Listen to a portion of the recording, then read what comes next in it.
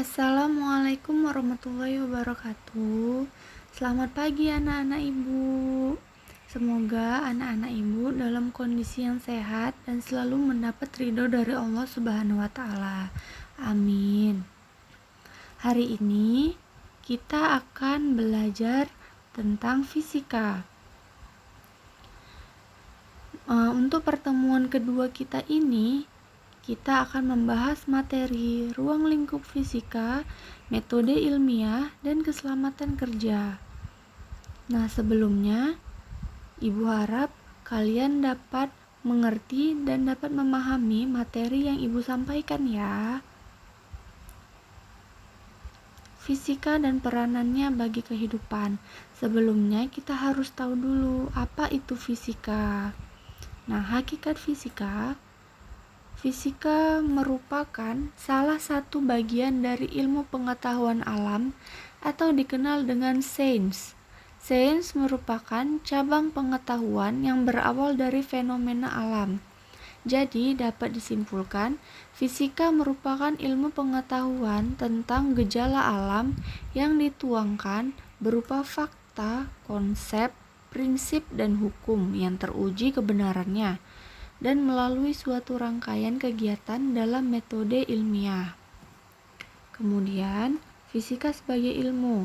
Fisika sebagai ilmu yaitu mempunyai objek kajian berupa benda konkret, nyata, dan ada, kemudian dikembangkan berdasarkan pengalaman atau melalui percobaan yang disengaja. Kemudian sistematis, menggunakan cara berpikir logis dan konsisten. Hasil kajiannya bersifat objektif.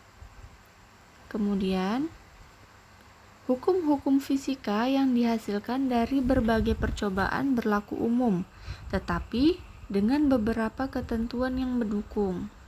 Kemudian, cabang-cabang fisika.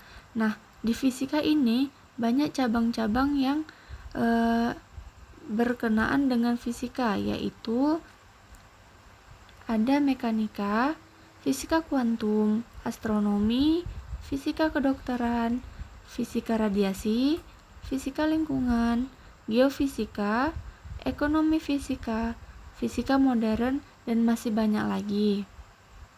Kemudian, ruang lingkup ilmu fisika. Nah, ruang lingkup ilmu fisika ini terbagi menjadi dua, yaitu yang pertama, ruang lingkup aktivitas makhluk hidup dan tak hidup, kemudian ruang lingkup kondisi fisik makhluk hidup dan tak hidup. Kemudian peranan fisika bagi kehidupan.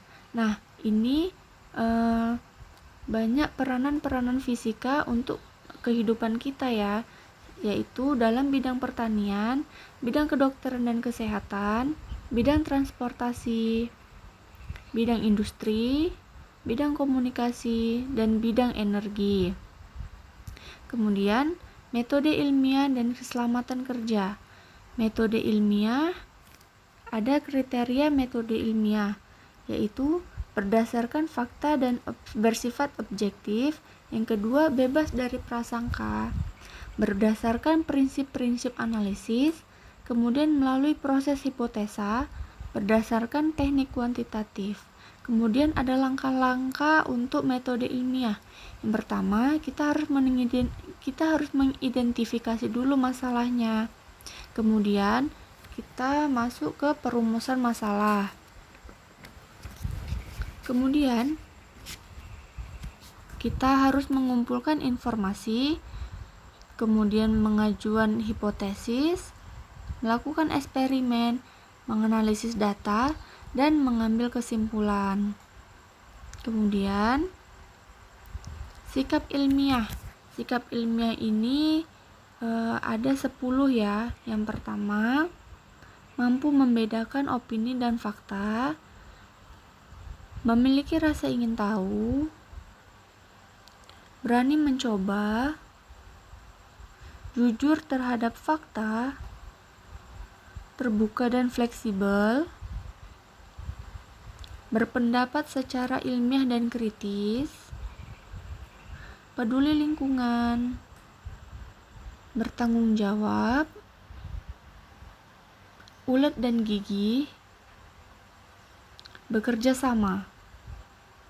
Kemudian ada keselamatan kerja dalam laboratorium.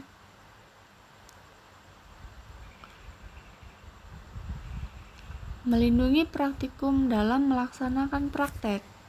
Kemudian menjamin keselamatan setiap orang yang berada di laboratorium. Kemudian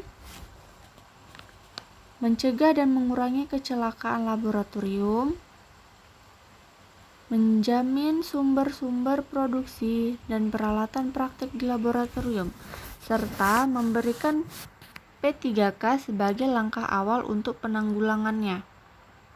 Kemudian, berikut ini berbagai sikap atau tindakan yang dapat kita lakukan ketika melakukan percobaan di laboratorium untuk menjaga keselamatan semua pihak, yaitu bersikap hati-hati dalam melakukan percobaan.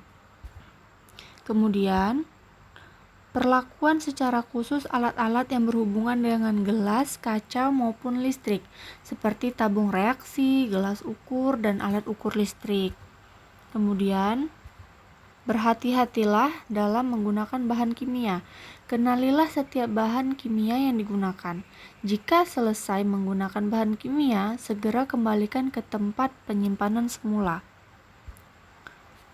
Berhati-hatilah menggunakan peralatan yang bersumber listrik langsung dari PLN. Jika melakukan percobaan api pembakar spiritus, matikan api jika percobaan telah selesai. Nah, mungkin hanya ini materi yang dapat Ibu sampaikan untuk materi kita kali ini. Setelah ini, Ibu akan memberi tugas di aplikasi Teams kita. Jadi, anak-anak Ibu coba stay di grup Teams kita ya. Cukup sekian materi yang Ibu berikan hari ini. Assalamualaikum warahmatullahi wabarakatuh.